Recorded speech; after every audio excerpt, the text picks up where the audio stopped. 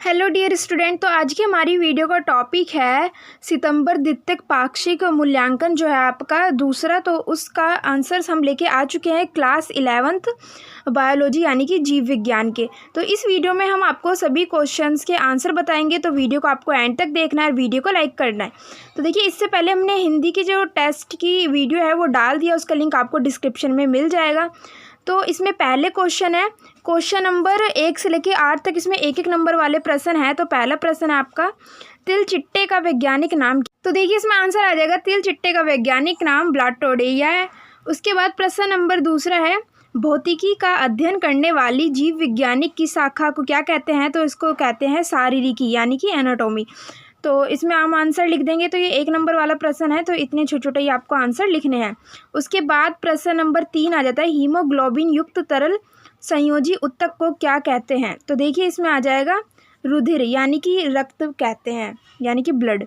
Question number 4 है, केचुआ किस संघ का जंतु है? तो देखिए, यहाँ पे केचुआ एनिलीडा संघ का जंतु है। उसके बाद आपके असाइनमेंट का 5वां क्वेश्चन आता है, किस स्तनधारी जंतु का आरबीसी यानी कि रेड ब्लड सेल्स जो होती हैं केंद्रक पाया जाता है? तो इसमें आ जाएगा आपका आंसर, केवल ऊंट को छोड़कर सभी स्तनधारी जंतुओं के रेड ब्लड सेल्स में केंद्रक पाया जाता है। ठीक है। उसके बाद प्रश्न नंबर 6, छोटा नवजात हल्का पीला व बिना पंख वाला तिलचिट्टा क्या कहलाता है? तो देखिए, इसमें आपको आंसर लिखना है। ये एक एक नंबर वाले क्वेश्चन है, तो इसलिए एक एक या डेढ़ लाइन के आंसर आपको लिखने हैं।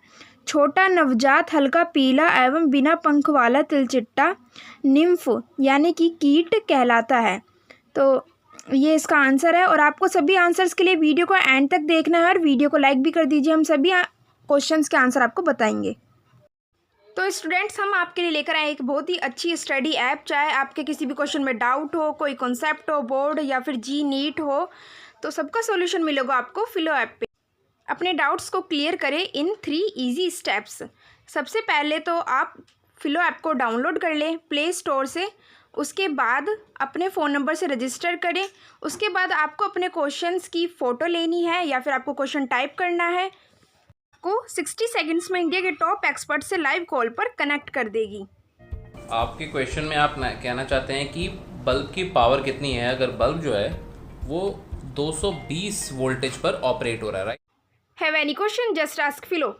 फिलो ऐप पर डिस्काउंट पाने के लिए हमारे रेफरेंस कोड HCW007 को यूज़ करें। इस ऐप का लिंक आपको डिस्क्रिप्शन में मिल जाएगा। तो देखिए स्टूडेंट, प्रश्न 1 से लेकर 8 तक के एक एक नंबर वाले प्रश्न थे। तो यहाँ पे आपके 6 प्रश्नों के उत्तर बता दिए हैं। अब आपका आ जाता है प्रश्न नंबर 7। तो ये भी 1 नंबर के लिए है। तो इसमें पूछा गया आपका, केचुए में किस अंग की सहायता से प्रजनन होता है? तो देखिए, इसमें आपका आंसर आ जाएगा, केचुए में नोड्यूला। ठीक है, नोड्यूला की सहायता से प्रजनन होता है। तो ये आपका आंसर है। उसके बाद आपका प्रश्न नंबर 8 आ जाएगा। उसके बाद प्रश्न नंबर 8 आता है, 1 नंबर वाला लास्ट क्वेश्चन है, तांत्रिका तंत्र में एक तंत्रिका कोशिका के डेंड्राइट्स तथा दूसरी तंत्रिका कोशिका के एक्सॉन के नीचे पाए जाते हैं। पाए जाने वाले विशिष्ट बंध का क्या नाम है? तो इसमें आपका आंसर आ जाएगा, तंत्रिका तंत्र में एक तंत्रिका कोशिका के डेंड्राइट्स तथा दूसरी तंत्रिका कोशिका के एक्सॉन के बीच पाए जाने वाले विशिष्ट बंध को युग्मानुबंध अथवा सिनेपर्स कहते हैं। तो देखिए, इसमें जो आंसर है वो है युग्मानुबंध। ठीक है, और उसको इंग्लिश में कहते हैं सिनेपर्स। तो ये इसका आंसर आ जाएगा। तो यहाँ तक प्रश्न नंबर 1 से लेके 8 तक के आपको आंसर बता दिए हैं। अब इसके बाद आएंगे आपके 2 नंबर वाले प्रश्न। तो देखिए स्टूडेंट, प्रश्न नंबर 9 से प्रश्न नंबर 11 तक आपके 2 नंबर वाले प्रश्न है। तो इसमें पहला प्रश्न है आपका, रुधिर के कणीय अवयव क्या है? नाम लिखिए। तो इसमें हमें रुधिर यानी कि रक्त के जो भी कणीय अवयव है उनके नाम लिखने हैं। तो रुधिर के अवयव कण इस प्रकार हैं। तो पहले आ जाएगा प्लाज्मा, फिर आ जाएगा दूसरा लाल रक्त कोशिकाएं यानी कि रेड ब्लड सेल्स, तीसरा आ जाएगा श्वेत रक्त कोशिकाएं यानी कि वाइट ब्लड सेल्स, और जो चौथे नंबर पे आ जाएगा आपका प्लेलेट्स। ठीक है, तो ये चारों हो जाएंगे। ये चारों क्या हैं? रक्त के रुधिर के कणीय अवयव हैं। उसके बाद नेक्स्ट क्वेश्चन आ जाता है प्रश्न नंबर 10, अरेखित पेशी के कोई 2 कार्य लिखिए। तो ये 2 नंबर वाला प्रश्न है, इसलिए 2 कार्य पूछे हैं, तो यहाँ पे हम 2 कार्य लिखेंगे 2 नंबर के लिए। तो पहला है अरेखित पेशी ऊतक उन सभी अंगों की गति के लिए उत्तरदायी होते हैं जो अपने आप गति करते रहते हैं। और इसका जो दूसरा कार्य है वो है ये कि अरेखित पेशी का संकुचन एक धीमी गति से होता है, ठीक है, यानी कि धीमी गति से होता है। तो यहाँ पे इसके 2 पॉइंट हो गए हैं, आप चाहे तो स्क्रीनशॉट भी ले सकते हैं। उसके बाद प्रश्न नंबर 11 आ जाता है, ये भी 2 नंबर वाला प्रश्न है, ये लास्ट प्रश्न है 2 नंबर का। पॉलीसाइथेमिया क्या है? तो हमें इसका यहाँ पे अर्थ लिखना है। तो पॉलीसाइथेमिया हमारे शरीर में पाए जाने वाली ऐसी अनियमितता है जिसमें रुधिर के अंदर रेड ब्लड सेल्स की संख्या में असामान्य रूप से वृद्धि हो जाती है। तो यहाँ पे इसका अर्थ हो गया, 2 नंबर में काफ़ी इतना। उसके बाद प्रश्न नंबर 12, तो यहाँ से आपके 3 नंबर वाले शुरू हो जाते हैं। तो इसमें आपसे अंतर पूछा है, 3 अंतर पूछा है टेंडन और लिगामेंट में, ठीक है। तो अंतर आपको कैसे लिखना है, ऐसे ही लाइन खींच के अंतर लिखना है और 3 पॉइंट लिखेंगे हम यहाँ पे। तो पहला अंतर है, इसके अंदर इसमें अर्थ बताया गया है कि टेंडन को क्या कहते हैं और लिगामेंट किसे कहते हैं। सेकंड भी है, तो आपको सेम यही लिखना है।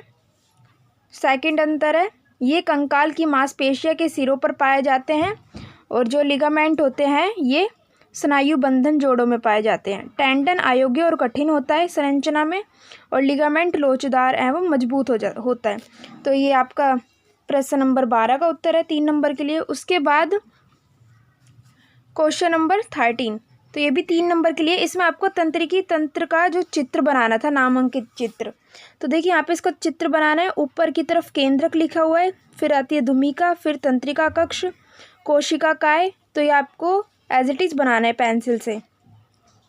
उसके बाद प्रश्न नंबर 14, तो इसमें आपको अस्थि और उपास्थि में अंतर बताने हैं। तो देखिए पहला पॉइंट, ये कठोर होती हैं और वे मुलायम होती हैं। तो 2 पॉइंट ये रहे और 2 ये रहे, यानी कि 4 डिफरेंस है इसमें। और इन क्वेश्चनों में आपको चॉइस भी दी गई है, तो अगर आप दूसरा क्वेश्चन अटेंड करना चाहते हैं तो वो भी कर सकते हैं। तो देखिए जो अस्थि होती हैं वो शरीर को आकार प्रदान करती हैं और जो अस्थियां होती हैं वे स्नेहक का कार्य करती हैं। उसके बाद लास्ट प्रश्न है, रक्त के कार्य लिखने हैं। तो ये 5 नंबर के प्रश्न हैं, ठीक है। तो इसमें आपको थोड़ा सा लेंथी लिखना है। तो पहले हेडिंग डालेंगे शोषण और दूसरा है पोषक तत्व का परिवहन, ठीक है, कि रक्त क्या क्या कार्य करता है। तो तीसरा है उत्सर्जन, यानी कि रक्त उत्सर्जन का भी कार्य करता है। चौथा है रक्षा में सहायक और 5th है हार्मोन्स, दवाइयाँ और मेटाबॉलिक उत्पादन। तो ये हो गए रक्त के कार्य। अगर आपको किसी और सब्जेक्ट के असाइनमेंट के आंसर चाहिए तो वो भी आप हमें कमेंट करके बता सकते हैं और वीडियोज़ के जो लिंक आपको डिस्क्रिप्शन में मिल जाएगी। Thanks for watching.